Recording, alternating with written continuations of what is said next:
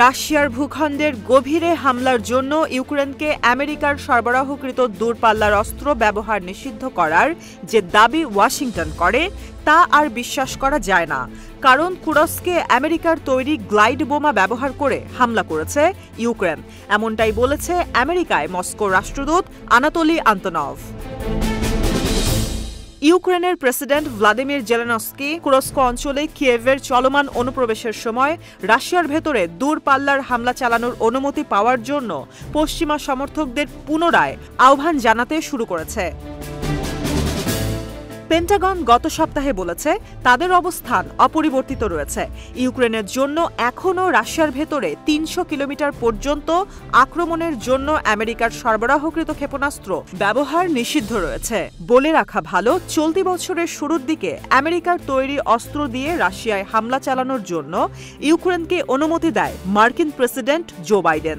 তবে ইউক্রেন শুধুমাত্র খার্কিভ অঞ্চলের কাছাকাছি অবস্থিত রুশ ভূখণ্ডে এই হামলা চালাতে পারবে। শুক্রবার সাংবাদিকদের সাথে কথা বলার সময় আন্তনভ দাবি করেছে, মার্কিন কর্তৃপক্ষ আমাদের ক্রমাগত বিরক্ত করছে বলে মনে হচ্ছে। যদিও তারা বলছে আজ পর্যন্ত রাশিয়ার ভূখণ্ডে হামলার জন্য দূরপাল্লার ক্ষেপণাস্ত্র ব্যবহার করার অনুমতি দেওয়া হয়নি, কিন্তু বাস্তবে তারা মূলত একটি নির্দিষ্ট সময়ে এখন পর্যন্ত সমস্ত বিধিনিষেধ তুলে নেওয়ার নানান রকমভাবে প্রস্তুতি নিচ্ছে। রাষ্ট্রদূত বলেছে এটি প্রায় নিশ্চিত যে কিয়েভকে দেয়া ওয়াশিংটনের পূর্ববর্তী সহায়তা, যার মধ্যে F-16 জেট বিমান চালানোর জন্য পাইলটদের প্রশিক্ষণ সহ ইউক্রেন আমাদের বিরুদ্ধে আমেরিকার তৈরি দূরপাল্লার অস্ত্র দিয়ে যুদ্ধ করবে। রাশিয়ার বার্তা সংস্থা ট্যাসের বরাত দিয়ে সে আরও বলেছে, এটা ঠিক কোথায় ঘটবে তা আমরা সঠিকভাবে বলতে বা ভবিষ্যৎবাণী করতে পারি না। আন্তনভের মতে মার্কিন প্রেসিডেন্ট জো বাইডেনের প্রশাসন ক্রমশ অপ্রত্যাশিত হয়ে উঠেছে।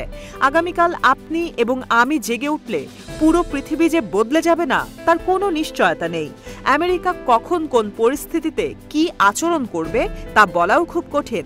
তাই রাশিয়াকে অবশ্যই তাদের সামরিক শিল্প সম্ভাবনা বৃদ্ধি করে সিদ্ধান্তমূলকভাবে কাজ করতে হবে, কারণ শুধুমাত্র রাশিয়ার সেনাবাহিনী এবং নৌবাহিনী আমাদের দেশকে রক্ষা করবে।